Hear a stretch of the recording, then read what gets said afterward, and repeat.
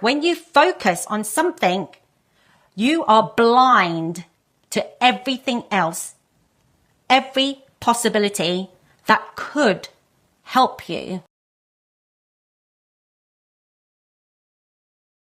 I have a theory. I'm not saying it's my theory, but this is how I've understood manifestation. And for a long time, I was so confused. I just didn't get it. It sounded really woo-woo. And for a long time, I thought it was just a bunch of woo-woo rubbish by hippies and people who are just lost. But the more that I've learned about manifestation, the more that I am understanding it's not a belief. It's not woo-woo. It's actually based on the principles of how we work as humans. And for example, like the easiest way to explain this is that if you look at like a point at the back of your room, just test this out. This is the theory that I'm going to go with. One of the principles of how we create our reality as we know it is that if you look at a point at the back of the room and you stare at that point and you put your hand out like that and still look at the point at the back of the room, but then if you bring your hand towards you, keep looking at that point, and what you'll notice is that your hand appears to be invisible. Why am I sharing that example with you? Is because that one of the things that I believe with manifestations is that I don't believe that things just appear like we're made to believe, and like what I believed anyway.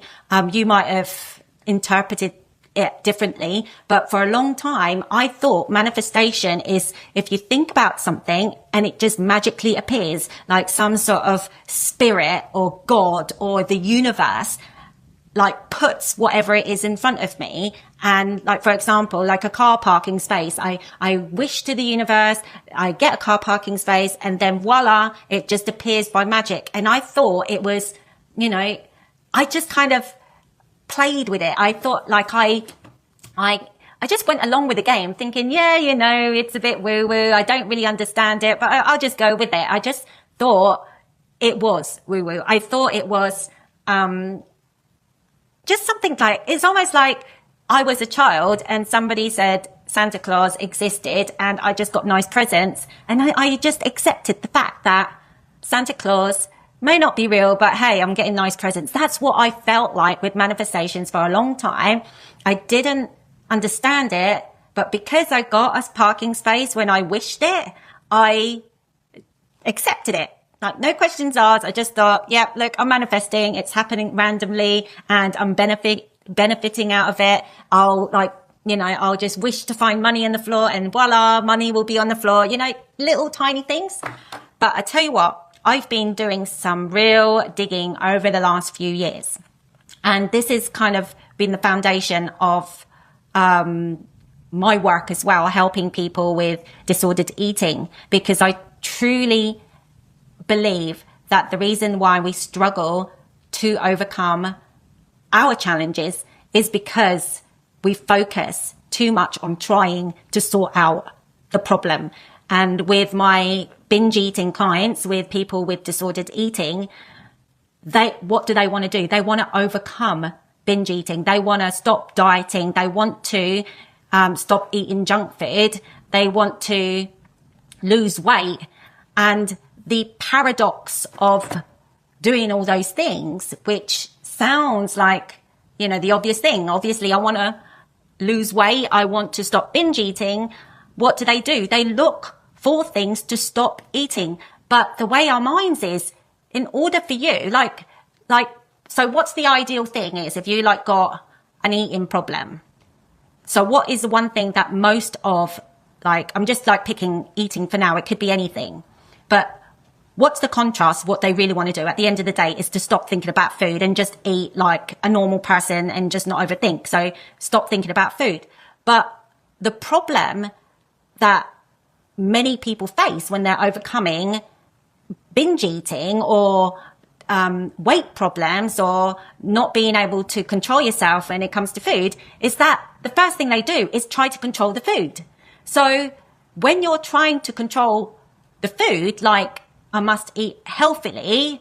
So what happens when like a normal person will go on a diet? What do they do? Automatically do when they go on a diet?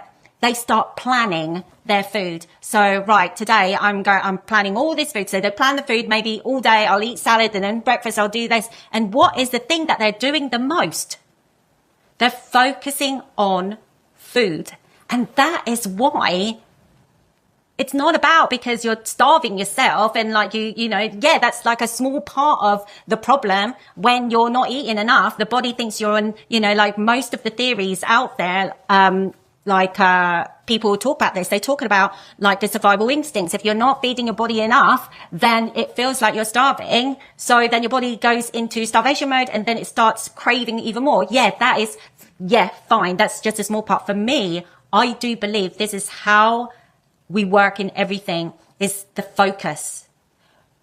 When we focus, whether or not it's for good intentions, it's the focus.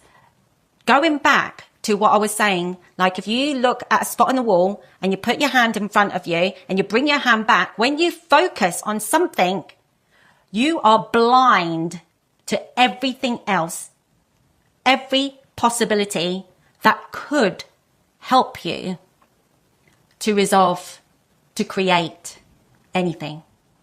This is what I think, what I have gathered, because all the things that I've kind of listened to, I just didn't get it.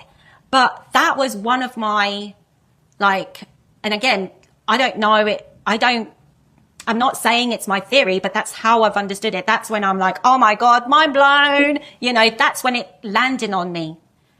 We're literally looking at things completely wrong.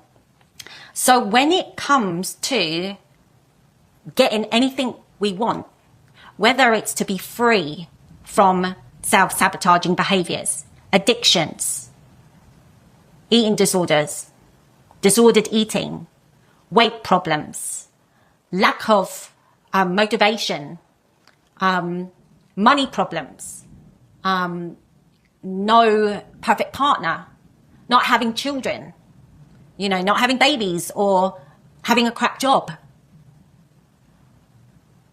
If you think of life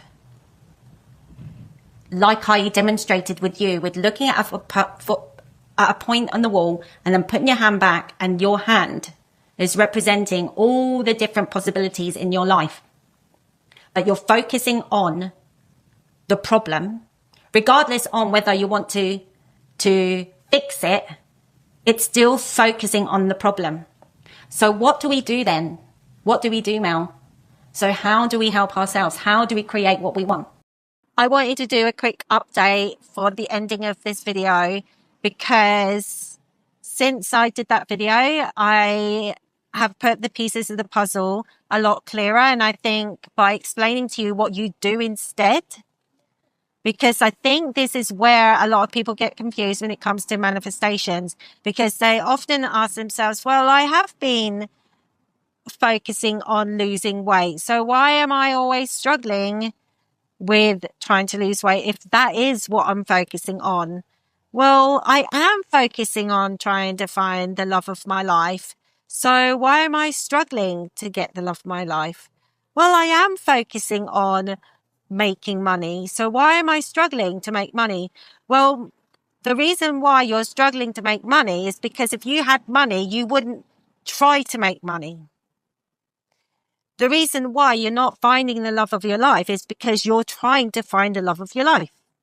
And the reason why you're still not having the body that you love is because you're still trying to have the body that you love. When you focus on how you would feel if you already have it, that then sends a signal to your subconscious mind to then find the quickest path to getting what you want. So if you desire to have the body that you want, if you desire to have freedom from food, you then have to be the person that already has the freedom from food, like freedom with food, and the person that already loves your body. Because between where you are now and where you want to be, that's when you rely on the subconscious mind to find the path to where you want to be. This is when you trust yourself like you would trust yourself making a baby. You don't need a manual to make a baby because your mind already knows how to do it. When you trust that you'll know what you're going to cook for dinner, the chicken nuggets in the bottom freezer drawer will come up in your mind, not because you were thinking about how to get it, but you actually just thought to yourself, what shall I have for dinner? And that's why you thought about the chicken nuggets in the bottom drawer. So when you focus on the end result, how would you feel? Then that is when you'll start getting those little hints, the little messages that comes to you as thoughts. You think it's yourself, but in actual fact, that's your subconscious mind leading you to where you want to go.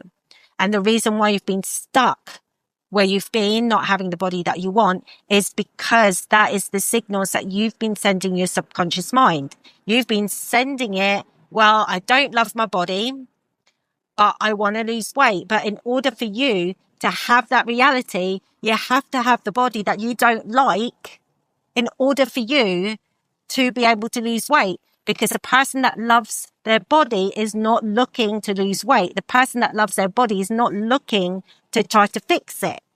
So if you're there focusing on fixing your body, it just makes sense. You have to have the body in order for you to fix it. You have to have the body that you don't like in order for you to lose the weight.